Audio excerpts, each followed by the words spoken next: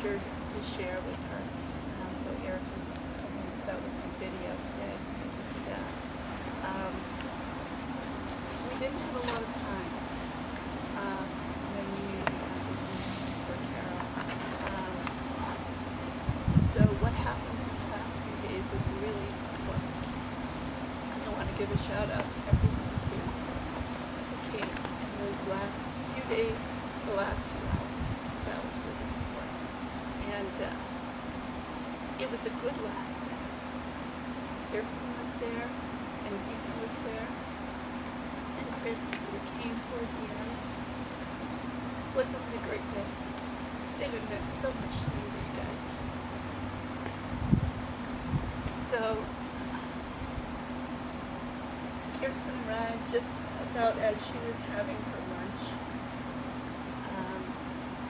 And she was in a really good mood, really conversing. And she was so happy. She had had the best lunch she could have ever. Egg salad sandwiches and chocolate cake. So if you wonder why there's egg salad sandwiches, and yes, there will be chocolate cake later, that's why. It's in honor of Carol. And she said the only thing that would make it better would be if I was sitting outside with you guys on the beach.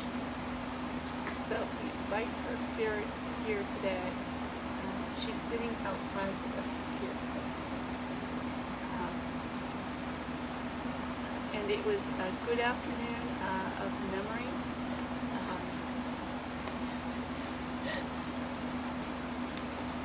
I think one of the most challenging things I've had to do is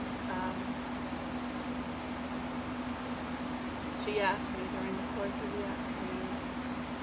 It wasn't a real question because she knew. She said, "I'm dying, Mother." I said, "Yes, that's really dying, but we're here with you.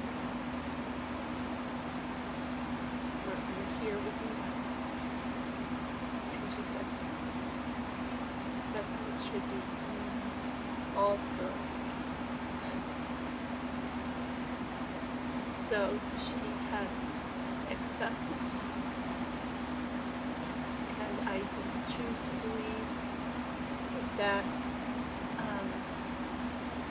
helped her leave in peace. She had some very fun moments, as short as they were.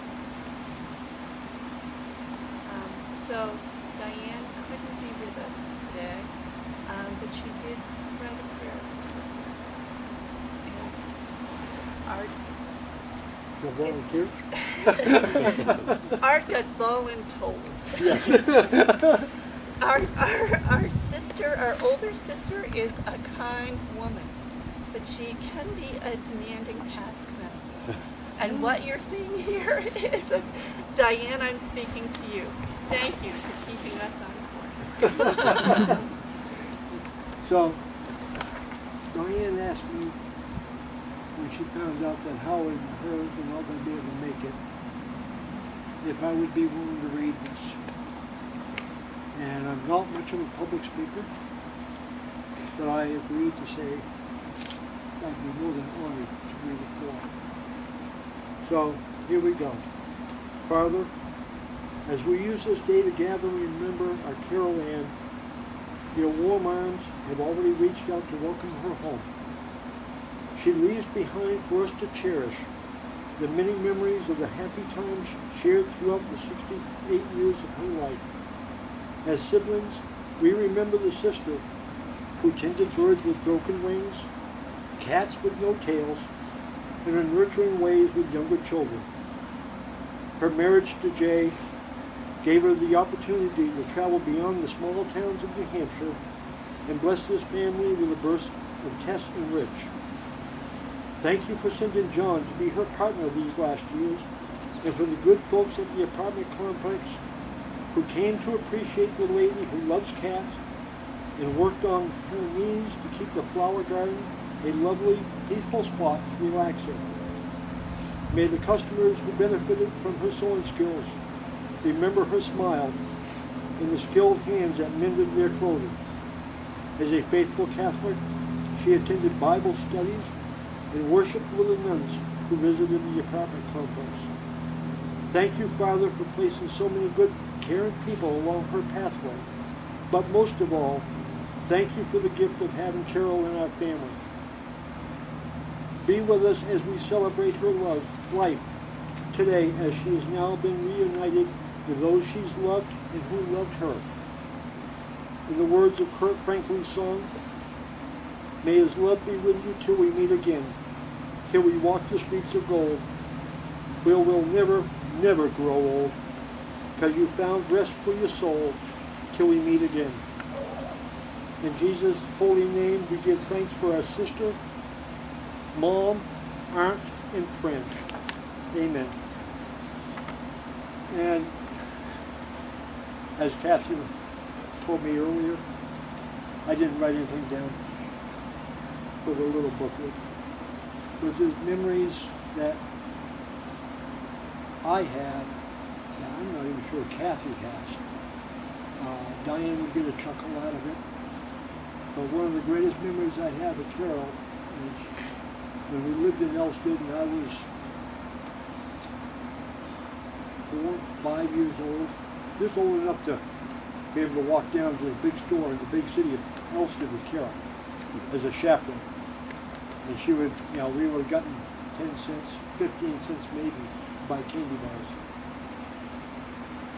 And we would walk down and Ted would be our guard dog. Ted was a collie that pretty was our babysitter. And we would go down to the general store in Elston. And we'd go in and I would hunt every candy bar and look at every candy bar. And I'd finally pick up a Sky Bar because that was my favorite and she knew it was going to be my favorite. And she would buy a candy bar. And it was probably walking distance, maybe here to the corner.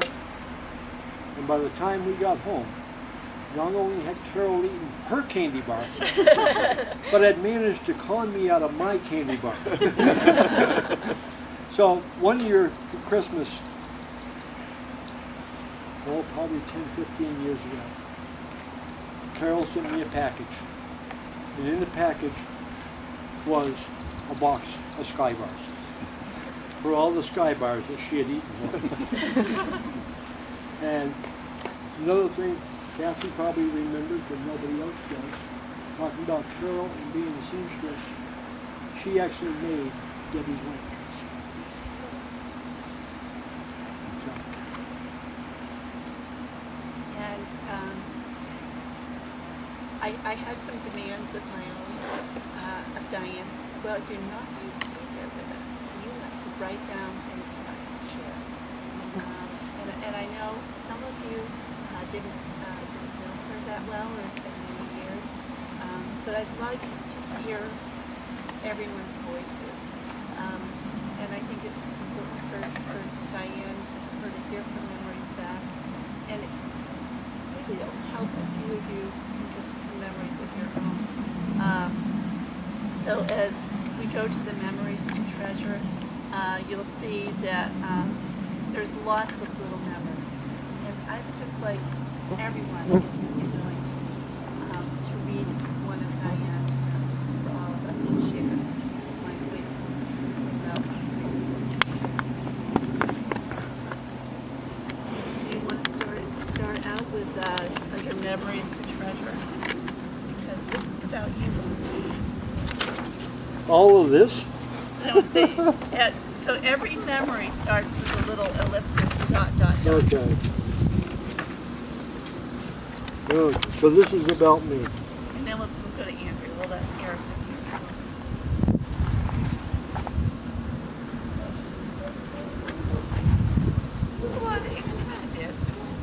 Yeah, right.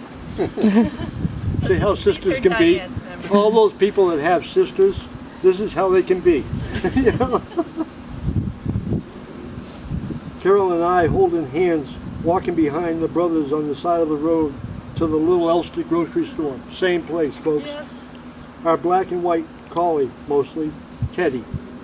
And you'd have to know Teddy to really appreciate what this dog would do. Leaned on us to keep our feet off the pavement. and he would actually push you over the guardrail if he thought there was a car coming and you were in the road. In the summertime, making our store-bought ice cream cones last all the way back to the house. Funny thing, I never got an ice cream cone. That's all you need. You know, I never got an ice cream. I ended up with a Sky Bar. Would you mind, Andrea? Yeah. And then Kelly and Eric? I don't have a program. Here, Yeah, you can use mine. Oh. So let someone else do some art, just so you don't have to record. Yeah. Carol and I picking the unedible red berries from the big bush in the yard and squishing them to make mud pies, and playing house in the upstairs room apartment over what had been a carriage house. and I'll just insert, so this, when I was helping gather Carol's things from the apartment, there's this line that Carol had done. You said when you were a teenager. Yep. And so I tried to scan it because it was so much like Diane's memories. And Andrea, can you pick it up? Of course. The four of us, Ed, Charlie, Carol, and I, aspiring to float a young Arthur down the cold river behind the Once again. house and Mom's wicker laundry basket. Marge paddled our behinds all the way home. It had worked for Moses.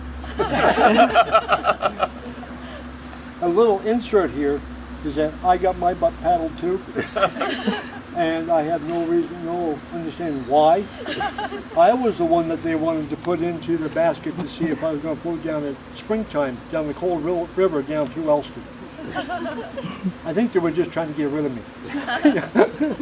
It's all about punishing everybody equally, Art. Okay. It is. It's a father, you know. Or Kelly, no. There were always kittens, and once a mother bobtailed had her litter in Carol's dresser drawer.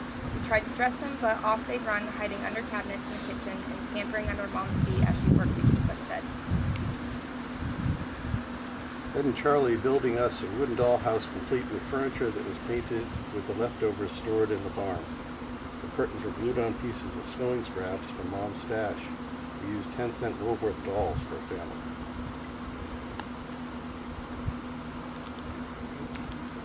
Dressing up for the 4th of July parades in town, and then watching the noses pressed against the window of her pink bedroom as the fireworks went up in the ball field by the town square. We'd dance with each other to the high school band music until darkness fell and were sent home to let the grown-ups celebrate.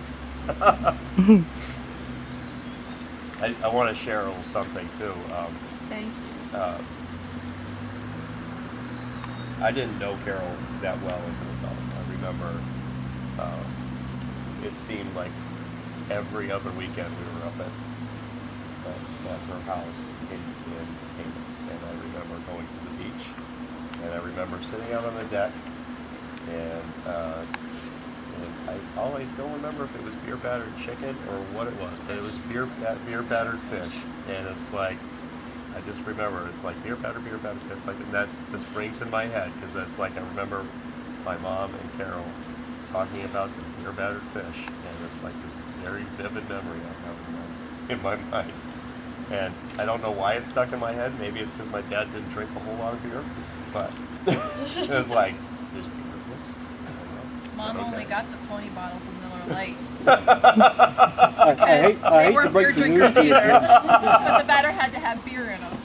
I hate to break the news to you, but your dad did drink beer. Well, I didn't see him drink a lot of beer. yeah. Okay. I remember a six-pack when I was a kid. I remember a six-pack living in the fridge for a long time. However, I understand now. And the other thing I really have to say is the last.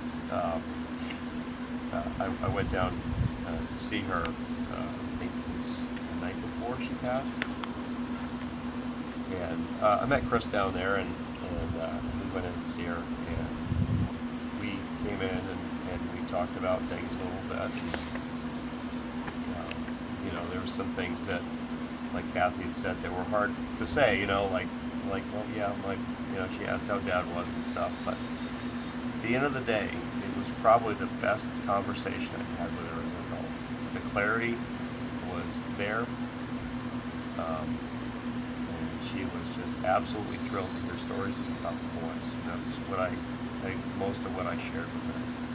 Were stories about the boys and stories about how Levi reminds me so much of Chris, you know, and how Sawyer reminds me so much of me when we were little. And it's like, I don't know how that happens. But she was happy to hear the stories about the boys and happy to hear the stories about Walpole and the way it is, and she was absolutely thrilled. So it was a really great memory for me.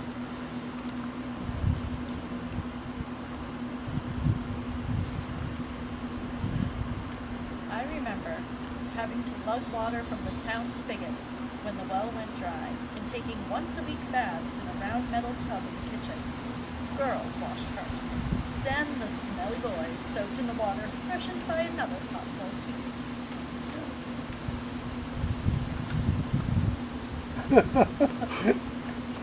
I have a little friend over here, sorry.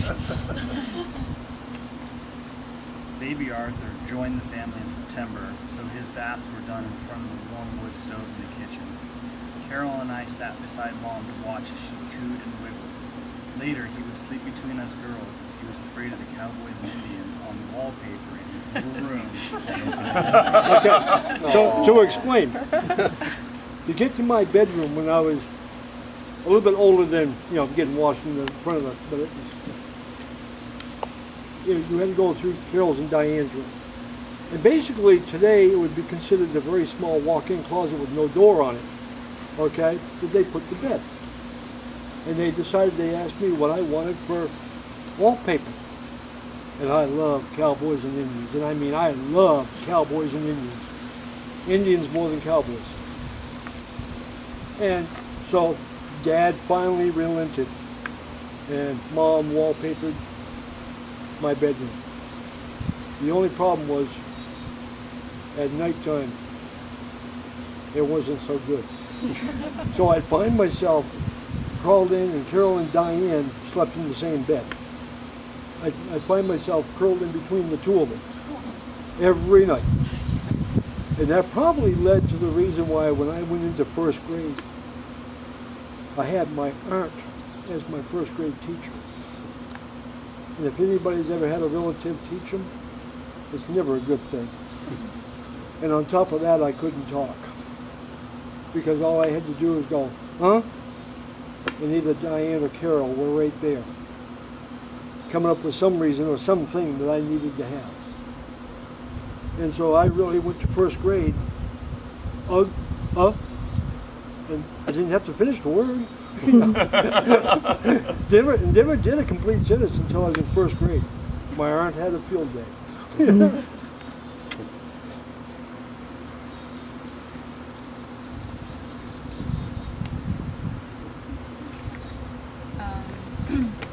I remember tin can telephones that we strung with twine and stretched between our bedroom and the boys' pine cone papered room across the hall during our mom's mandated after lunch rests. Wonder why.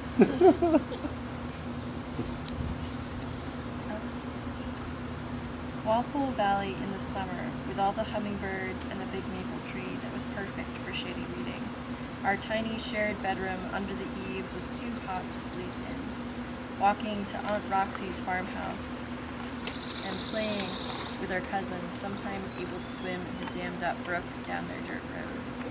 Baby Kathy arrived, and we marveled at her tiny hands and feet. We pushed her in an old buggy to the end of the road and back. We raced the boys down that hill on shared bicycles until someone always fell and got scraped. Baking messes in all the kitchens as we learned to make bread, 7-minute icing, and Carol's favorite chocolate. Carol dancing and twirling as we watched Lawrence Welk at the East Road house. We'd leave our boots hidden by the mailbox at the bottom of the hill before we boarded the bus, so that when we came, we would look more like city girls at Stevens High School. One day, Mom found them and took them home, causing us the anxious minutes until she grinned and showed us where they were. I remember Carol brushing Kathy's hair before school Most days was Kathy's patient guardian. So, Mom shared that story with me when I was a teen. And didn't she know that I used to stick my boots in the mailbox at the bottom of the hill? Well, you gotta look cool, man. Yeah, I you had know? to look cool. I was 15. Yeah, really. As young mothers, we picked and canned dozens of jars of green beans from Cornish gardens while our children ran about. Together we fixed a lunch of usually mac and cheese. Cass and Scott were the best of friends. We enjoyed the guests on their big porch at the Canaan house while she waited for Rich to be born. How she loved driving around those mountains roads in her sob. So when my brother was born, Aunt Diane kept me. And they called me to tell me what if I had a brother or sister. And so I think Aunt Diane even had the picture of me, but I'm on the phone and Mom's like, "You have a baby brother." I'm like, "Oh, I'll put him back." I wanted another girl because I was around all these boys growing up. I got one. Had to wait. And I will say this, Carol had a penchant for driving cars. Really. She liked her Saab, which was fun to drive, but when we lived on the East Road house, there was that little steep hill. It was a dirt road, and it was a steep hill, and I remember when she got her little Toyota, her first car, she was always able to make it up the hill, and her brothers couldn't make it up the hill in the wintertime.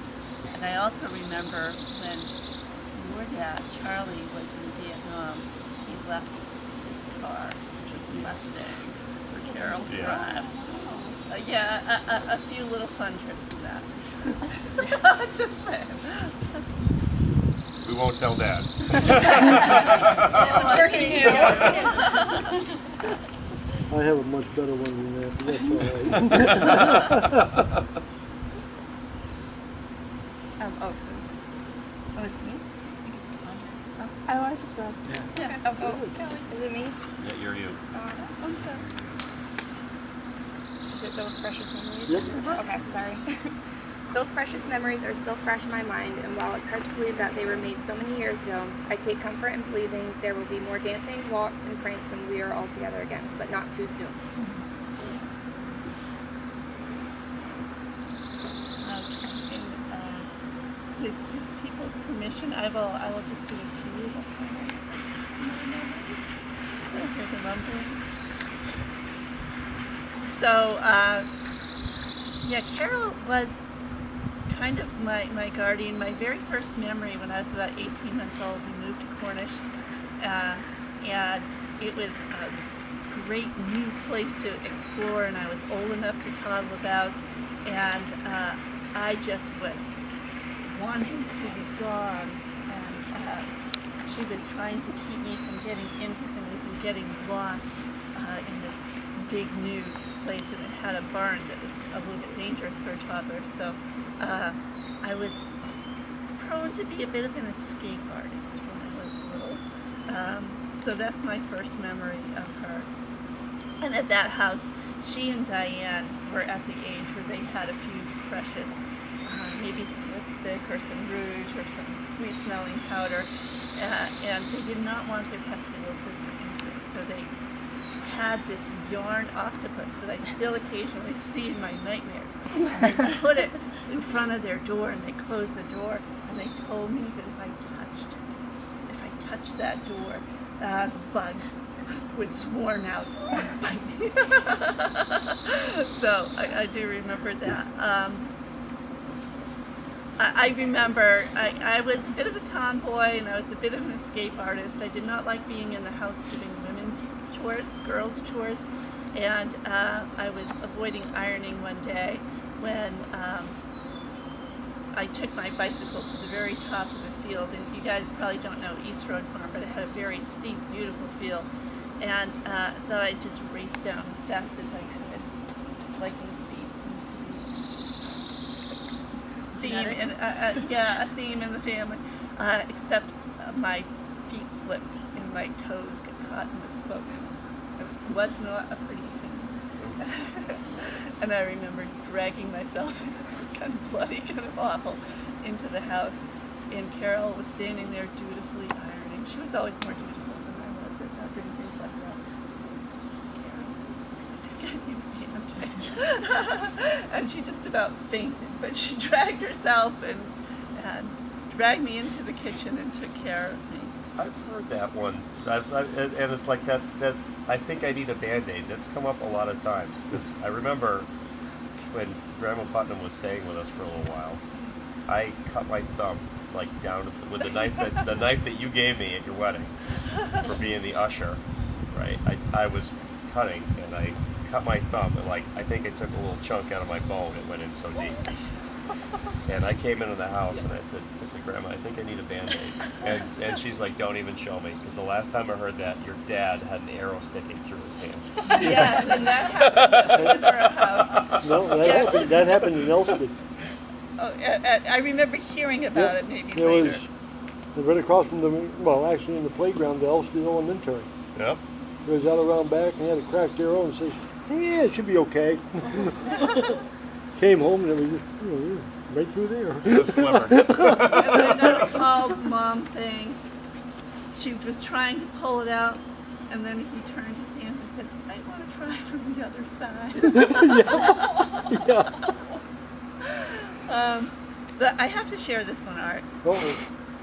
So when we lived at East Road, one of our parents' rare escapes was to go to Harold and Zelma Fox's house. They lived, quarter of a mile down the road, and play cards on a Saturday night. Yep. And this is when Diane was gone. She was married, and Ed and Charlie were in the Army, and you and I were heating up kind of in the thick of our sibling rivalry, and she got left with us. And I remember we had a good one. Yeah. And we drew blood on each other. I don't even remember what it was.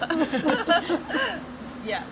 There's a few pieces of furniture. Well, let's put it this way. broken. I had to fight with somebody because I couldn't do it with your dad. Because he had reach, slap boxing. Oh. Let's slap box until somebody's nose bleeds. Well, when you got 6 inches better on reach, and about 8 inches on height, it seemed like at the time, and he even offered to get down on his hands and knees to do this, I still lost. Yeah. So I had to pick on somebody. It was at least yeah. And that's all right. So we gave it to each other, broke a few pieces of furniture, and I took it out on the boys at school. So. But I remember she was so perturbed, and she had tried to stop us, and I remember her on the phone, just the tone. She was like, they have drawn blood. If you don't come home right away, I will not be responsible for what happens in this house. They have drawn blood. They have drawn blood. I've done my guardian duties. So there's a couple of fun East Road memories I have, but Carol always did her best by me, and she had a loving spirit, and when I was pretty much a tomboy, but I was just starting to emerge from that, and at Cornish Elementary School, Yep. They were starting a cheering squad, and I thought, well, maybe I'd like to do that, but I was about this size, height-wise, when I was in 6th grade, and my bones grew too fast for my tendons, so I had to wear these really ugly red orthopedic shoes to school. Yes, it was charming, folks. And we also needed to have green shorts. That was the school colors, green and white, green shorts. And for whatever was going on at the time, it wasn't in the family budget. My mom was not going to have any of this, and I was like, well, this clearly isn't going to happen. And Carol was working in Lebanon at that point, and she had made, instead of grabbing a sandwich from the cart at work, she had made herself egg salad sandwiches the whole week. And then the night before the practice, she came home from work with a shopping bag, with a pair of tennis shoes, and yes, green shorts. So I was never meant to be a cheerleader. No, I can imagine you laughing at that idea. But it was a kindness that I'll always remember.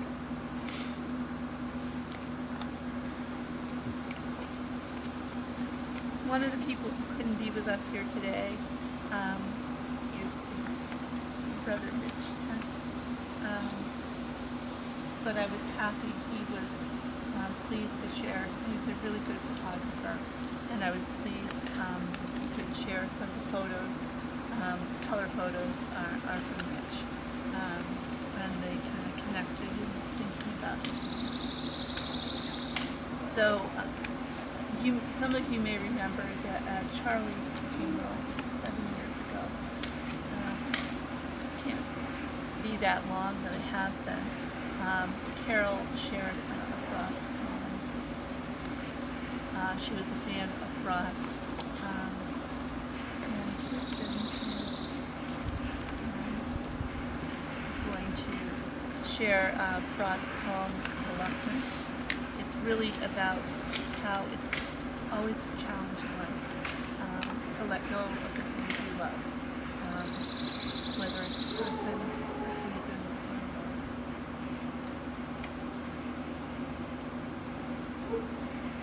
So this poem is called Reluctance. Out through the field and the woods and over the walls I have won.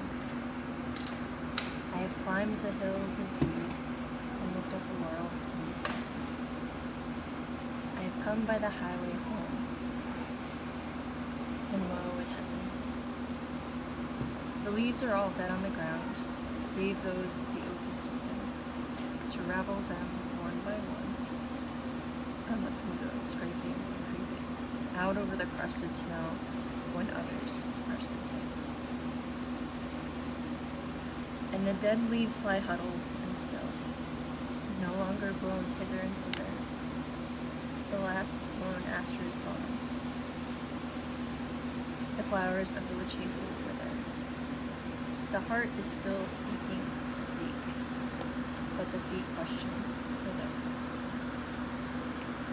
When to the heart of man was it ever less than a treason to go with the drift of things, to yield with the grace to reason, and to bow and accept the end of a love or season? And so on that last afternoon, as Carol knew that she was saying goodbye to this season of life, I could tell that she was having memories. She was talking to our grandmother Parkinson. She was talking about grandma, and she was talking about getting passengers from the bus, and talking about people who have lost. And I'd like to just close with a few lines from Whitman, and I'll say that. Can I share something? Oh yes, yeah. Before we close. Of course, I'm sorry. That's I okay. did not know. These are just random things that I wanted to.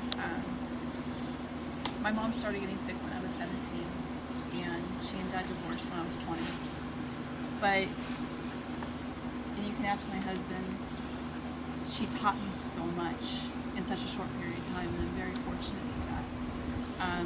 My brother and I talk an awful lot because he was 11, and so he doesn't remember a lot of the stuff that I have. He doesn't have the connection to New Hampshire like I did. But anyway, I just wanted to share some of the things that you guys might not know, that my mom helped me with or taught me. The first one is, and young ones won't know this, but Jim and Dina, you guys might know, I was a really heavy child. I was very overweight. And when I turned 13, I was tired of getting picked on in school, and so I went to my mom and I asked her to help me lose weight, and she did. She taught me portion control. She gave me the leniency to ride my 10-speed clear to town, which was 5 miles one way. I would meet friends. I would go to band practice. I would do all that stuff, and that's how I lost weight when I was a little girl.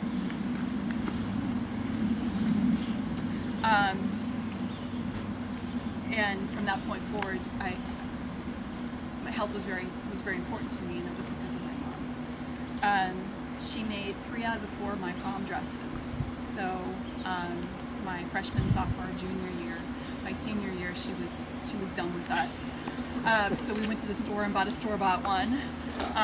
But then about 10 years ago, I had all the prom dresses in our closet, and I asked Mom if she would turn it into one of the teddy bears that she used to make when I was growing up. So it's kind of ugly because, of course, it's all pastel, and you know, I had big bows on on my butt and stuff. But she did a wonderful job at turning something that would have just sat in a closet into something that I can now remember her with. We've heard a lot of stories about her love of baking and canning and flowers. Definitely, I got all of that from her. She made the best dirt piles for my matchboxes. When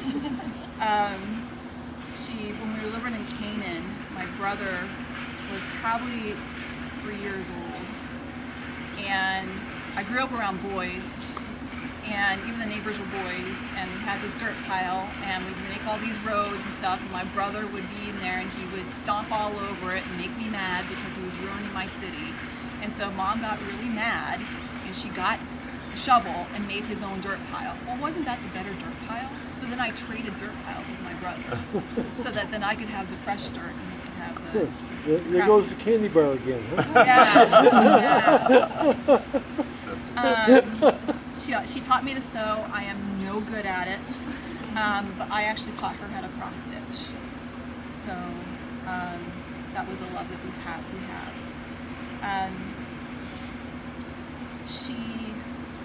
She gave me some life lessons, and these were just random things that she would just say to me. She said, one time one of my girlfriends asked me what the secret to asked her what the secret to happiness was, because my house was where everyone came. And she said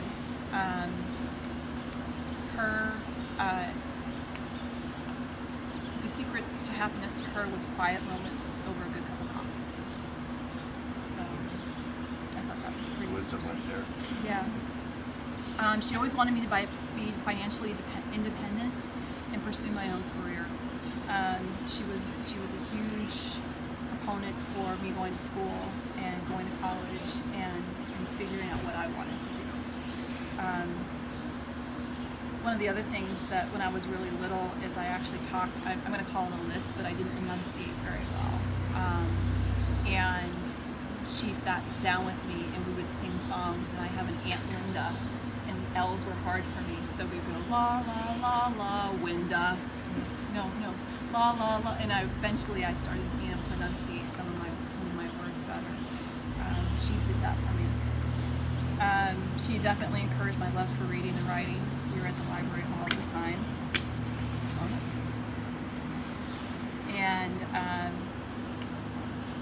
the other thing that she taught me, I didn't understand, that she always used to say, "Don't air your dirty laundry." Mm-hmm. And I was, growing up as a kid, I'm like, okay, well, you wash it and then you hang it out. I couldn't understand it. So then when I became a teenager, she kind of explained it to me. She sat me down and she taught me about not gossiping, keeping things that happen between yourselves and not telling everybody. And the last thing I'm going to say real quick before we get rained on is... Over that? Yeah.